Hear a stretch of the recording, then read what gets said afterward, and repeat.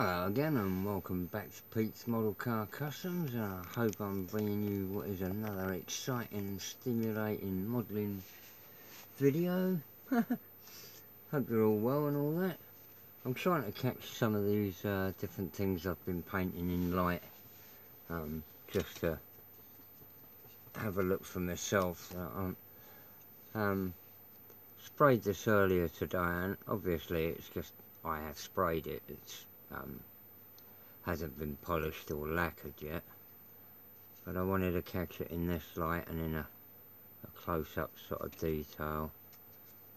I was very happy with the way this paint went on. I have got a small hair in it, which is right back there near the rear arch, but it's the main dangly bit I saw earlier, and was able to pick that out of there.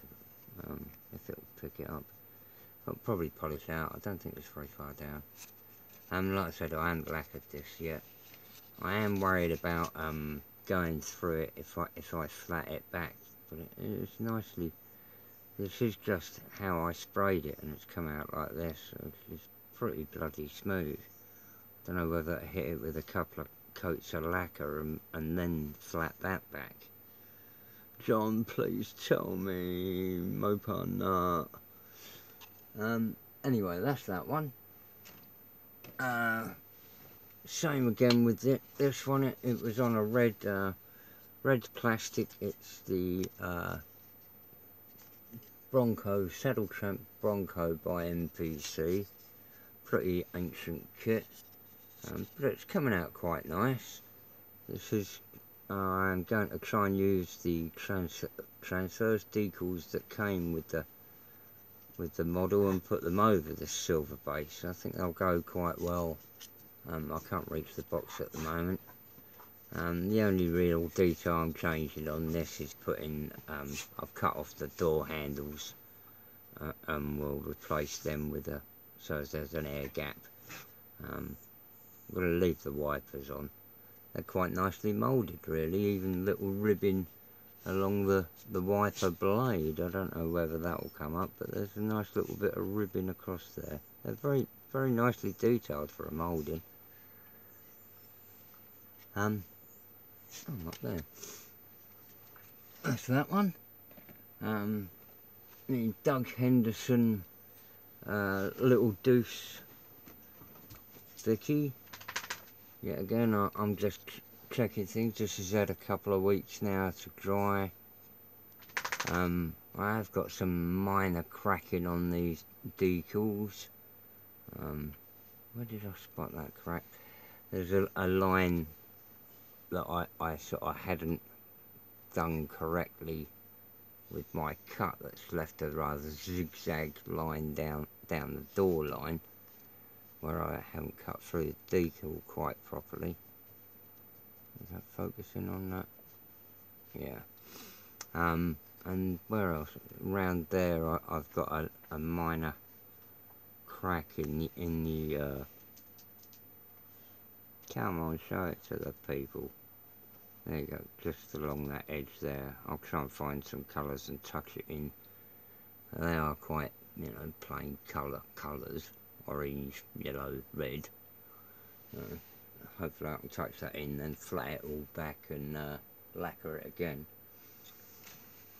And that'll probably come back as there was something to do on the suspension and chassis, and then as a final, I think I've made a start on the Broncos grill. I'm going to try and cut all that lot out.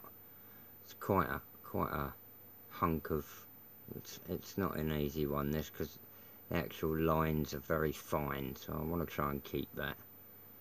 I've looked at, I've been taking the back out, and I've drilled in through a few places, but it's ever so fine. I don't know that I'll actually succeed with this, and might end up making some sort of custom grill. I don't know. I'll clean the rest of the painted areas off so as I'm back to bare plastic. And see how I go. I might stop on this one. It might be too fine to actually clean out like that. Well, without becoming a jeweler to clean it out. Back to Cobras now.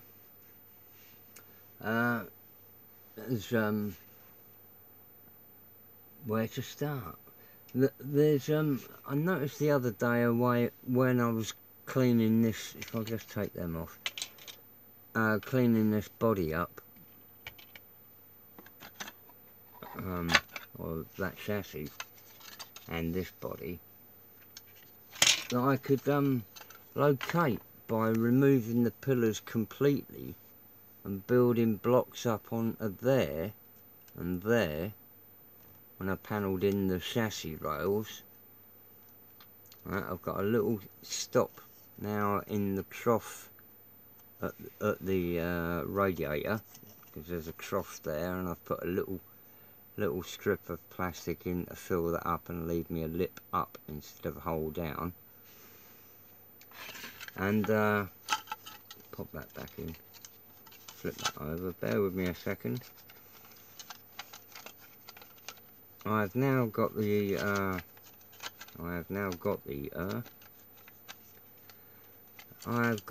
nothing going in. Hang on. Pain in the eye bit of footage. I have right. Thank you.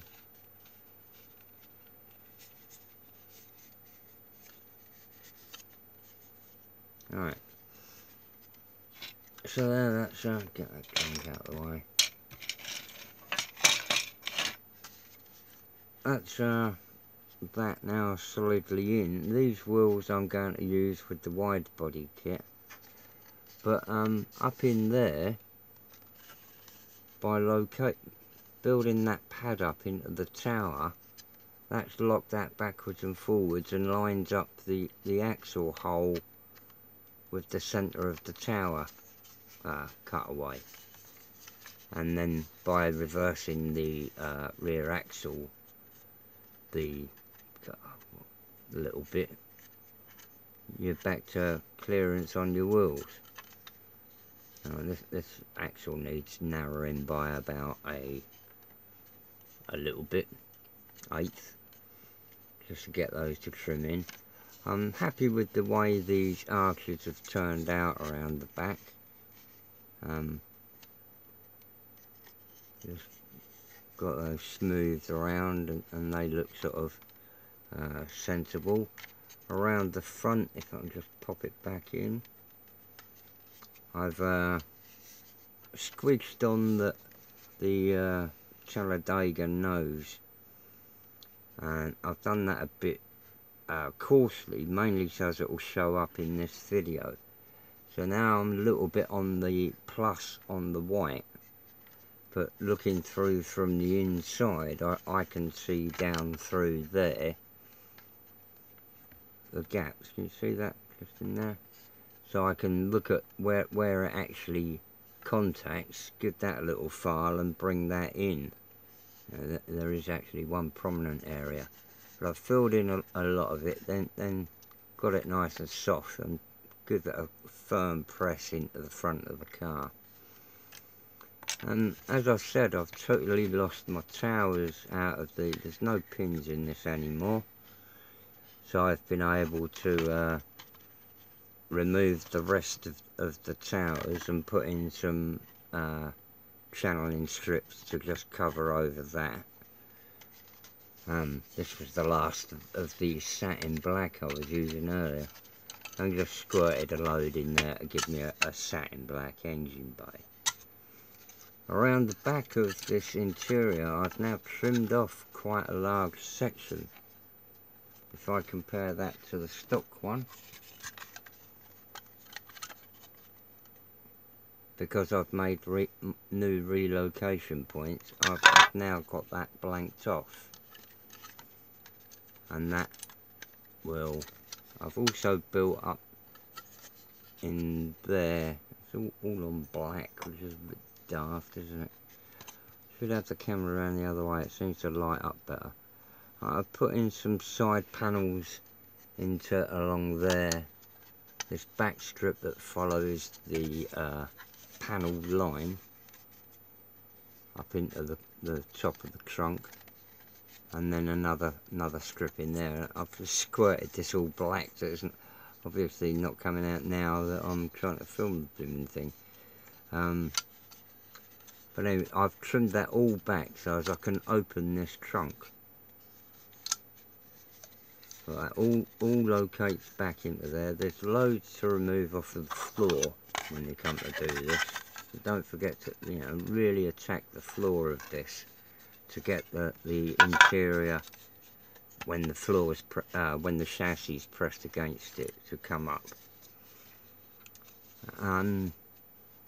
Also, I noticed that the trimming that I took off the back of the interior is very much like the spoiler, the boot spoiler, trunk spoiler that came with the Mustang. So I thought, let's have a look at that.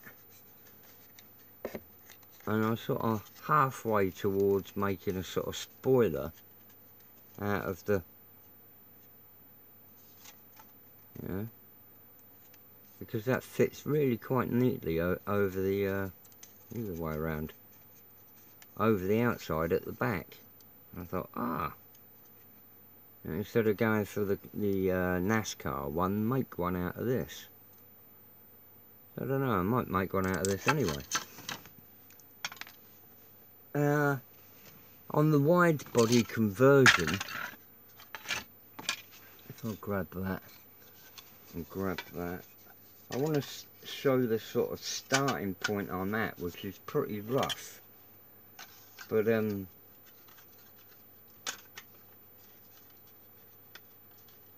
we'll show you where I'm sort of trimming down and adding on and building up, and how I'm going to get the curve of the actual panels that I want to widen.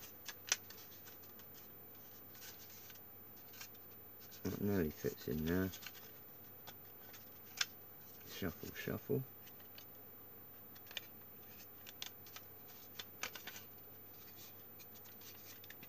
Right, anyway, so I want to get that sort of body line. If you haven't seen this picture at the back that I'm sort of working towards, plonk it down there.